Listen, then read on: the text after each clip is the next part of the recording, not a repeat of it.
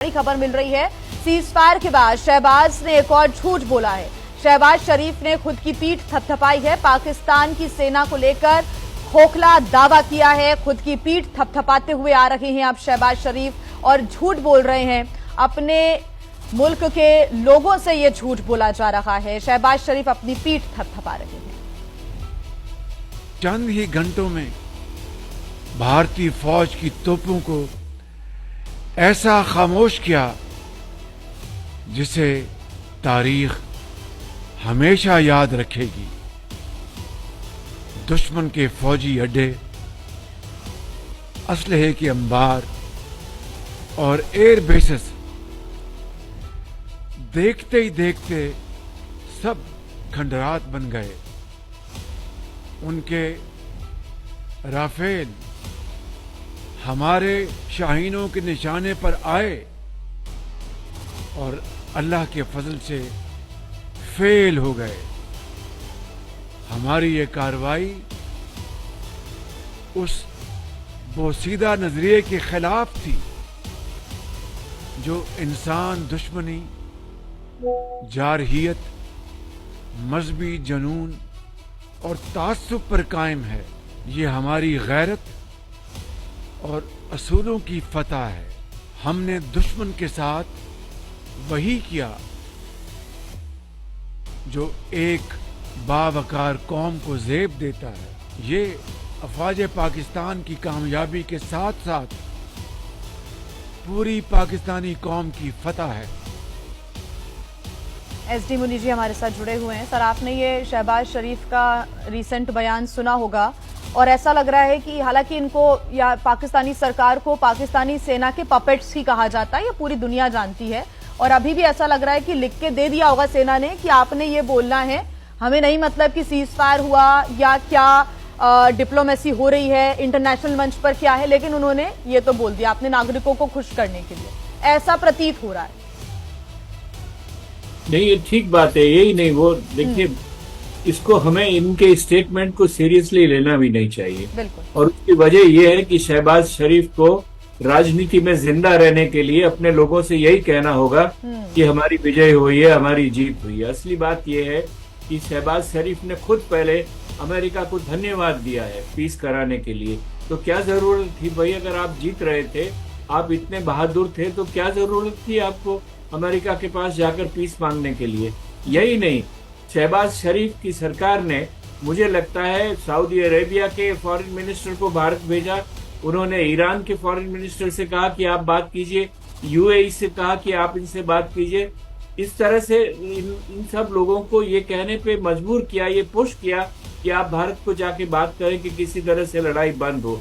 तो इसीलिए जो वो अपने लोगों से कह रहे हैं, वो अपने को राजनीति में जिंदा रखने के लिए कह रहे हैं। उसको आप बिल्कुल सीरियसली हमको लेना नहीं चाहिए और हमको उसका इतना प्रोजेक्शन देने की भी कोई जरूरत नहीं है। सर, इंटरनेशनली जब इनको सुना जाएगा और इनकी बातों को रखा जाएगा तो फिर मालूम है कि पाकिस्तान की क्या इमेज है, ऑलरेडी ये सबको मालूम है। लेकिन उसके बावजूद भी अगर इंटरनेशनली पाकिस्तान के सपोर्ट में कोई बोलता है तो ये तो अनएक्सेप्टेबल बात हो जाती है। चाइना ने कहा कि अपनी संप्रभुता के लिए पाकिस्तान जो करे वो ठीक है।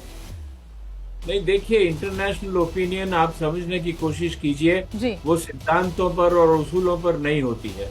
इंटरनेशनल ओपिनियन अपने हितों पर होती है, अपने इंटरेस्ट पर होती है। इंटरनेशनल ओपिनियन में ये मत कहिए कि मैं कह रहा हूँ पाकिस्तान एक ऐसा मुल्क हो गया है जिसको, जैसे आप लोगों ने मुगले आजम का एक डायलॉग सुना होगा जहाँ शहनशाह अकबर ये कहते हैं कि अनारकली को, कि अनारकली, सलीम तुम्हें जीने नहीं देगा और हम सलीम तुम्हें मरने नहीं देगा और हम तुम्हें जीने नहीं देंगे।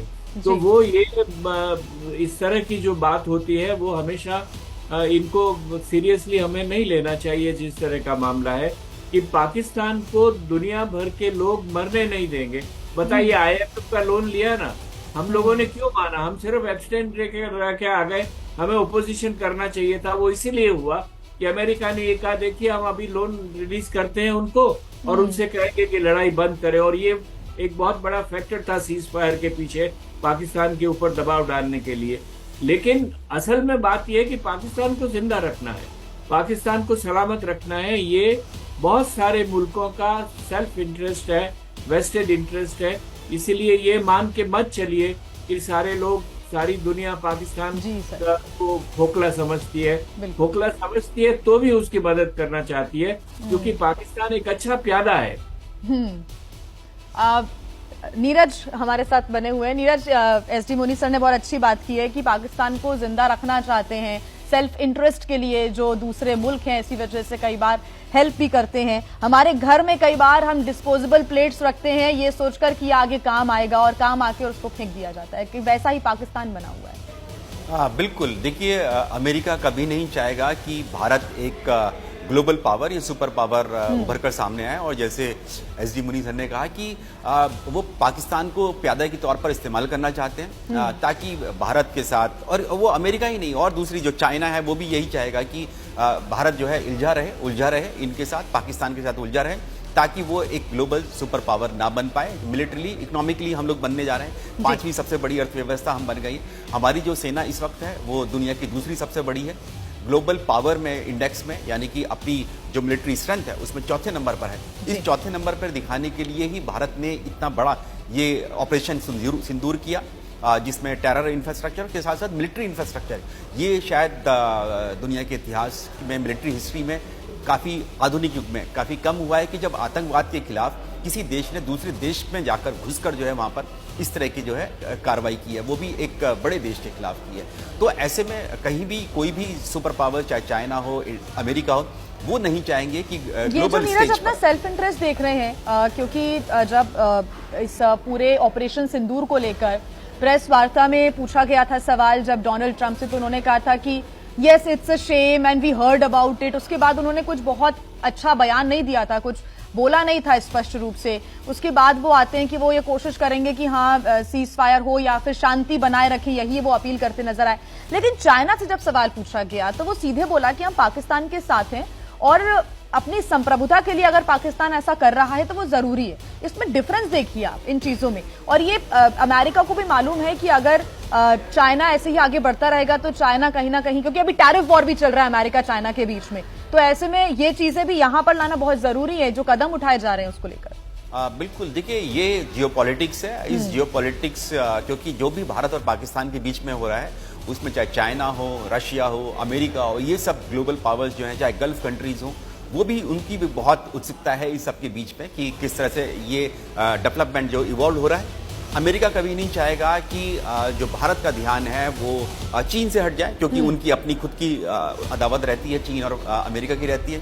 अगर भारत उलझा रहा, पाकिस्तान के साथ उलझा रहा, तो कहीं चाइना पावरफुल ना हो जाए, एशिया में पावरफुल ना हो जाए, इसलिए वो चाहेंगे कि अमेरिका भी, भारत भी जो है चाहेगा, अमेरिका चाहेगा कि भारत भी एक सुपर पावर की तरह, यानी कि एक स्ट्रांग कंट्री की तरह, सुपर पावर तो नहीं, स्ट्रांग कंट्री की तरह उभरे और चाइना को कहीं ना कहीं कन्फ्रंट करने की कोशिश करे। लेकिन ये भारत को देखना है, भारत को अपने हित देखने हैं कि किस तरह से हम आतंकवाद के खिलाफ लड़ सकते हैं। हम ऑलरेडी 2.5 फ्रंट पर लड़ रहे हैं, चाइना, पाकिस्तान, टेररिज्म, इन सब के खिलाफ हमें लड़ना है। तो ऐसे में बहुत जरूरी है, देश अपने हित देख रहे हैं, भारत भी अपना हित देख रहा है, और इसी वजह से माकूल जवाब भी दिया जा रहा है। आतंकवाद के खिलाफ ये लड़ाई आगे भी रहेगी जारी। भारत सरकार ये साफ कर चुकी है और आतंकवाद का सफाया भारत सरकार की तरफ से किया भी जा रहा है। बहुत शुक्रिया नीरज राजपूत हमारे साथ जुड़ने के लिए। एसडी मुनी सर, आप हमारे साथ जुड़े, बहुत शुक्रिया आपका भी।